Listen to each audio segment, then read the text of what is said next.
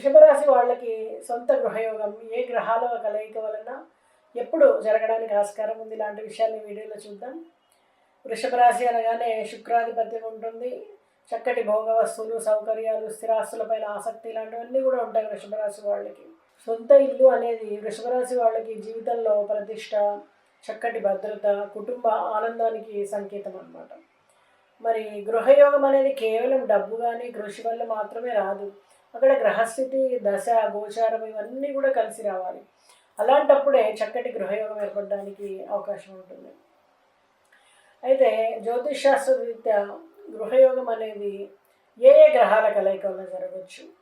4వ ఇంటి అధిపతి, వృషభ రాశికి 4వ ఇల్లు సింహరాశి అవుతుంది. ఇది సూర్యుడు ఆధిపత్యంలో ఉంటుంది. అలాగే 4వ ఇంటికి ఇల్లు, భూమి, తల్లి, సుఖ సౌకర్యాలు ఇవన్నీ కూడా మనం 4వ ఇంటి నుంచి చూస్తూ ఉంటాం.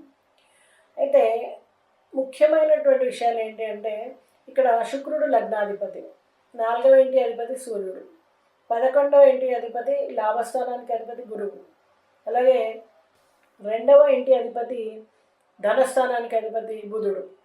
ఇక్కడ శుక్రుడు, సూర్యుడు, గురుడు, బుధుడు ఈ 4 గ్రహాల యొక్క చక్కటి యోగం అనేది కావాల్సి ఉంటుంది. మరి గృహయోగజన అనేది ఎలా జరుగుతుంది?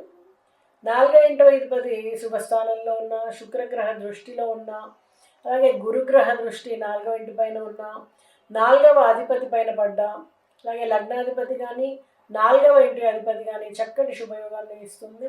అలాగే స్థిరాస్తుల్లో శని, మంగళ శుభస్థితి కూడా ఉండాలి. ఇలాంటప్పుడు స్థిర రాశుల్లో కనుక శని, మంగళ స్థితి ఉన్నప్పుడు చక్కటి గృహయోగం కలగడానికి అవకాశం ఉంది. ఇంకా కొన్ని యోగాలు కూడా ఈ గృహయోగాన్ని ఇస్తాయి. అందులో మొదటిది సూర్యుడు గురువు కలయిక. సూర్యుడు 4వ ఇంటి అధిపతి, గురుడు శుభస్థానంలో కనుక కలిస్తే, గురు దృష్టి సూర్యుడి పైన ఉంటే కనుక గృహయోగం చాలా బలంగా ఉంటుంది. ముఖ్యంగా గురువు 2, 4, 5, 9, 11 స్థానాల్లో కనుక ఉన్నప్పుడు ఇల్లు పొందే అవకాశం బాగుంటుంది అన్నమాట. అలాగే శుక్రుడు బుధుడు కలయిక. లగ్నాధిపతి శుక్రుడు, ధనాధిపతి బుధుడు శుభస్థానాల్లో ఉంటే కనుక ఆర్థిక బలం పెరిగి గృహయోగం కొనుగోలు చేయడానికి అవకాశం ఉంటుంది.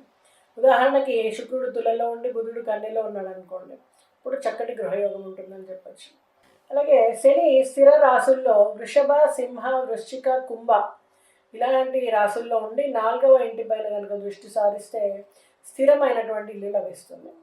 అంటే శని వల్ల ఆలస్యం కావచ్చు కానీ ఇల్లు శాశ్వతం అవుతుంది. అలాగే మంగళుడి ప్రభావం 4వ ఇంటి పైన లేదా 4వ అధిపతితో కలిసి ఉంటే కనుక కుజుడు భూమి కొనుగోలు చేయడం, నిర్మాణ యోగం అనేవి కలిగిస్తాడు. ఉదాహరణకి మంగళుడు సూర్యుడు కలయిక భవన నిర్మాణాన్ని సూచిస్తుంది అన్నమాట. అలాగే అనేక రకాల రాజయోగాలు కూడా ఉంటాయి గృహయోగం కోసము. లగ్నాధిపతి 4వ అధిపతి కలవడం, 4వ అధిపతి 11వ అధిపతితో కలవడం, 4వ అధిపతి 9వ అధిపతితో భాగ్యేశుడితో కలవడం, ఇలాంటి యోగాలన్నీ కూడా గృహయోగాన్ని ఇస్తాయి. అయితే ఎప్పుడు లభిస్తుంది గృహయోగం? సూర్యదశ, గురుదశ, శుక్రదశ ఇలాంటి వాటిల్లో ఇల్లు కొనుగోలు చేయడానికి అవకాశం ఎక్కువగా ఉంటుంది. అలాగే ఉపదశలైనటువంటి 4వ అధిపతి దశ, లగ్నాధిపతి దశ లేదా 11వ ఇంటి అధిపతి యొక్క దశ, వీటిల్లో పక్కాగా వాళ్ళకి ఇల్లు లభిస్తుంది.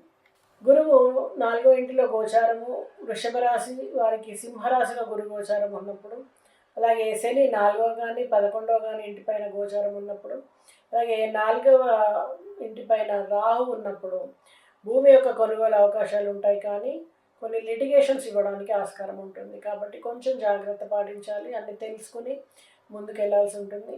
కానీ తప్పకుండా యోగాన్ని అనేది ఇస్తారు. అలాగే 2027లో గురు సింహరాశి గోచారం వృషభ రాశి వాళ్ళకి గృహయోగాన్ని బలంగా ఇస్తుంది అన్నమాట. అలాగే 2029లో శని కుంభంలో 11వ ఇంటి భవనంలో ఉండి 4వ ఇంటిని దృష్టి సారిస్తూ ఉంటాడు.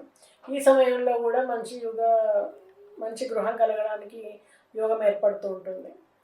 సో తప్పకుండా మీరు వృషభ రాశి వాళ్ళు 27లో కానీ 29లో కానీ ఇల్లు కొనడానికి ఆస్కారం ఉంది. కాబట్టి ఎవరికైనా ఏమైనా ఇబ్బందులు ఉంటే కనుక కొన్ని పరిహారాలు చేసుకోండి. తప్పకుండా ఈ సమయంలో మీకు గృహయోగం కలుగుతుంది. సూర్యుడి బలం కోసము ఆదివారం సూర్యనారాయణ స్వామిని అర్చన చేయడం, అర్ఘ్యప్రదానం ఇవ్వడం రాగి పాత్రతోటి. అలాగే గురుగ్రహ అనుగ్రహం కోసం గురువు పసుపు వస్త్రదానం ఇవ్వడం, వృద్ధులకి సేవ చేయడం.